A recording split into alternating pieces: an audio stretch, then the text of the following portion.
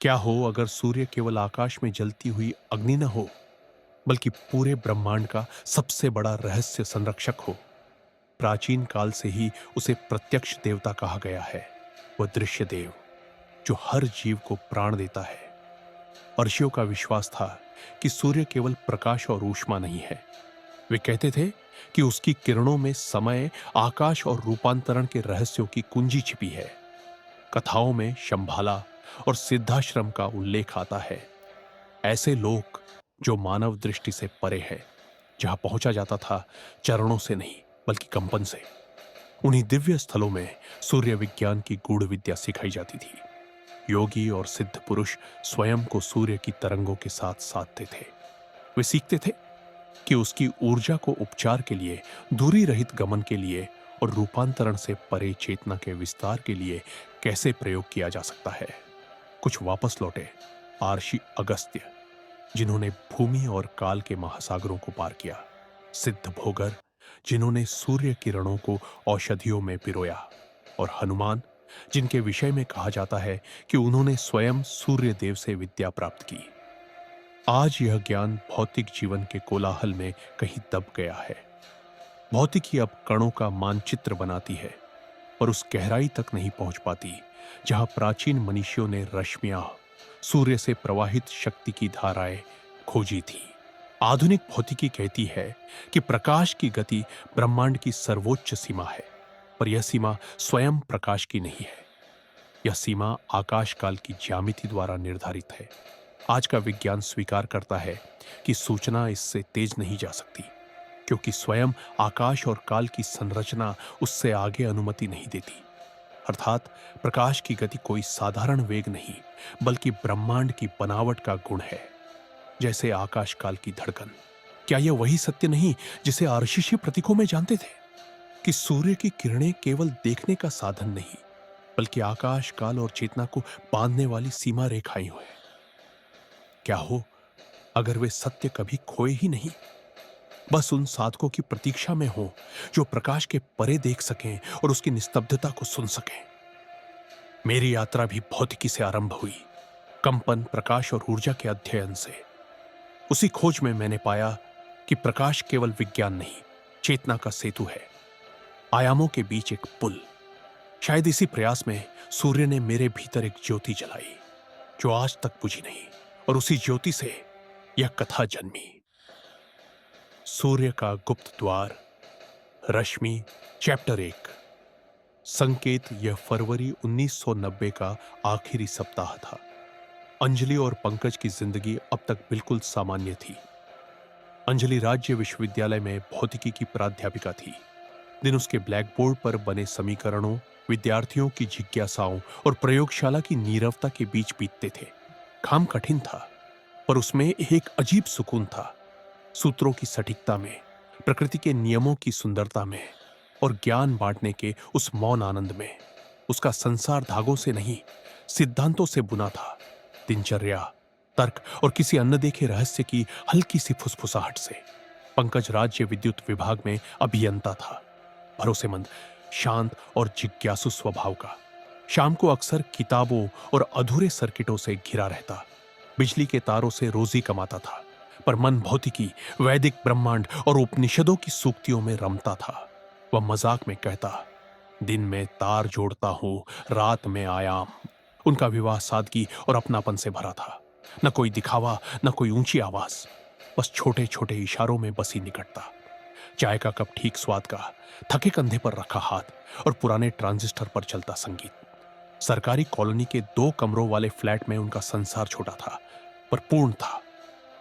फिर एक दिन सब बदल गया। शुरुआत हुई सूर्य से। सिर्फ उन्हें सूर्य से नहीं, बल्कि इस बात से कि वह अंजलि को देख रहा था। एक दिन काम के बाद बाजार में इंतजार करते हुए उसने महसूस किया, गर्दन के पीछे अचानक तीखी गर्मी सी पड़ी। यह सामान्य दोपहर की धूप नहीं थी, कुछ और था। भारी, केंद्रित, जैसे कोई चेतन दृष्टि हो। उसने ऊपर देखा। सूर्य झिलमिलाया। धुंध नहीं थी, बादल नहीं, फिर भी क्षण भर के लिए सूर्य ने जैसे सांस ली, और फिर वह सामान्य हो गया। उसके भीतर सिहरन दौड़ गई। चारों ओर सब कुछ चलता रहा, जैसे किसी ने कुछ देखा ही ना हो। आने वाले दिनों में सूर्य उसके लिए एक रहस्य बन गया। कभी उसकी गर्मी असहनीय लगती, मौसम के विपरीत, जैसे किसी ने ताप बढ़ा दिया हो, और कभी कभी उतना ही उजला सूर्य ठंडा महसूस होता, जैसे उसकी किरणें अब ताप नहीं, शीतलता दे रही हो। एक सुबह उसने अपनी बालकनी की लोहे की रेलिंग पर पाला देखा। बसंत में यह असंभव था। आकाश साफ था, सूर्य तेज था, फिर भी हवा में ठंडक थी, जिससे उसकी सांसें धुंध बन रही थी। फिर आए स्वप्न। हर रात ठीक 3:33 बजे वह हड़बड़ा कर उठ जाती, पसीने में डूबी, दिल जोर से धड़कता।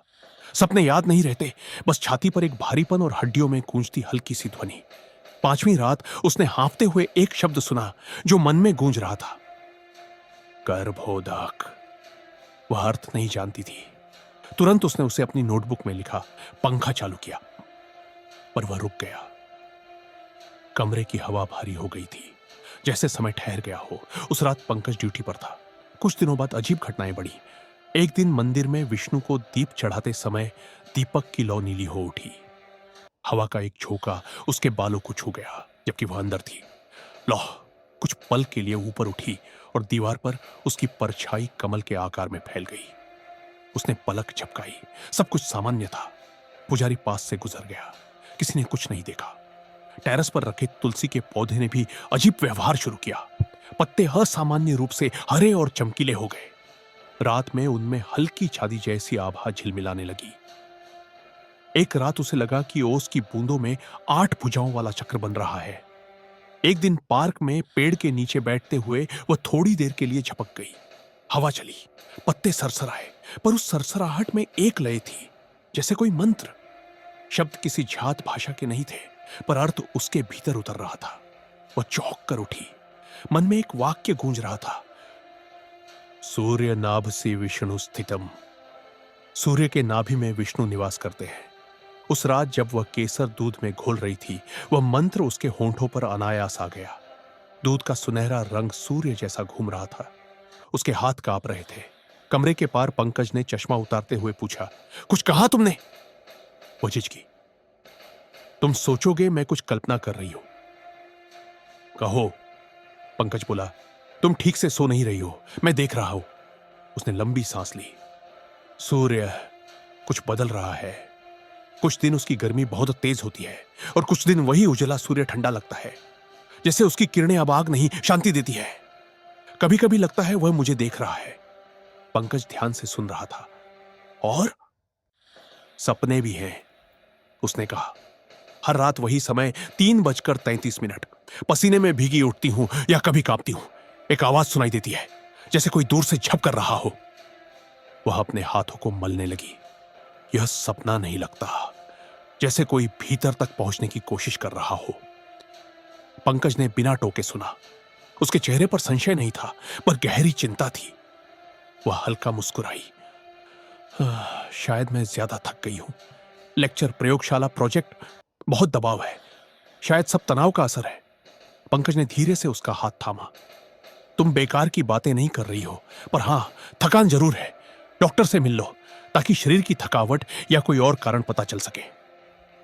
कभी कभी शरीर भी चेतावनी देता है। अंजलि ने सिर हिलाया। शायद तुम ठीक कहते हो। शायद ये सब मेरे मन का खेल है, या शरीर में कोई असंतुलन। पंकज ने हल्की मुस्कान के साथ कहा, हो सकता है, पर पिछले कुछ हफ्तों से तुम कुछ अलग लग रही हो। थकी हुई, फिर भी जैसे भीतर कुछ जाग रहा हो। बस ध्यान रखना। वह गर्म दूध का कप सीने से लगाकर बोली, ठीक है। और आगे जानने के लिए पढ़ें अव्यक्त पुस्तक, वॉल्यूम 2, लिंक डिस्क्रिप्शन बॉक्स में है। अमेज़न पर उपलब्ध। यह लेखक हैं अनुज श्रीवास्तव, आईआईटी खड़गपुर से स्नातक एमबीए, योगाचार्य, पैरासाइकोलॉजिस्ट। यह कहानी बताएगी कि कैसे प्रकाश के साथ साधना कर मानव स्वयं को बदल सकता है, कैसे गति की सीमा के भीतर रहकर भी चेतना सीमा के पार जा सकती है, और क्यों प्राचीन मिथक आज के विज्ञान से टकरा नहीं रहे, बल्कि उसे पूरा कर रहे हैं। यह युग अपने अंतिम मोड़ पर खड़ा है। यह केवल समय का परिवर्तन नहीं, चेतना की परीक्षा है। जब आकाश काल की संरचना थक जाती है, जब धर्म केवल शब्द बनकर रह जाता है, और जब मानव प्रकाश को देखता तो है, पर उसकी दिशा भूल जाता है, तब युग को रूपांतरित होना ही पड़ता है। ऐसे क्षणों में शस्त्र नहीं उतरते, प्रकाश उतरता है, क्योंकि हर युग में ब्रह्मांड का नियम एक ही रहता है। धर्म को नष्ट नहीं किया जाता, उसे पुनः संतुलित किया जाता है। इसी संतुलन के लिए प्रकाश चेतनाएं अवतरित होती है। वह शरीर नहीं ओढ़ती, वे आकाश काल की सीमाओं में स्वयं को संकुचित करती है। अगर आपने कभी सोचा है कि उपनिषद और भौतिकी एक ही सत्य की दो भाषाएं हो सकते हैं, अगर आप जानना चाहते हैं कि आकाश काल की सीमाएं किसके लिए है और किसके लिए नहीं, तो यह केवल एक कथा नहीं है, यह एक द्वार है। और प्रश्न यह नहीं है कि आप इसे पढ़ेंगे या नहीं, प्रश्न यह है कि क्या आप उस ज्योति को पहचान पाएंगे जो इस कथा के साथ आपके भीतर उतरने वाली है। अव्यक्त ऊर्जा, आवृत्ति और कंपन के ब्रह्मांडीय नृत्य का अनावरण एक ऐसी रचना है जो ध्यान साधना के अनुभवों और रहस्यमयी यात्राओं से प्रेरित है। यद्यपि इस पुस्तक में प्रस्तुत संभावनाएं कल्पना के क्षेत्र में आती हैं, फिर भी यह कृति आधुनिक भौतिकी, विशेषतः क्वांटम यांत्रिकी, सापेक्षता सिद्धांत और ब्रह्मांड विज्ञान को वेदांत, उपनिषद और वेदों की शाश्वत ज्ञान परंपरा से जोड़ती है। ये कथाएं केवल वैज्ञानिक सिद्धांतों या दार्शनिक परंपराओं से प्रेरित नहीं है, बल्कि गहन आत्मचिंतन, अनुभूति और वास्तविक प्रयोगों से उपजी है, जहां विज्ञान और चेतना एक दूसरे से पृथक नहीं रहते। शंभल से उतरे सूर्य प्रकाश महान, युग युग बदले जग का शाश्वत विधान। सूर्य स्पर्श से जागे चेतन प्राण, युगांत रचे नवयुग का निर्माण।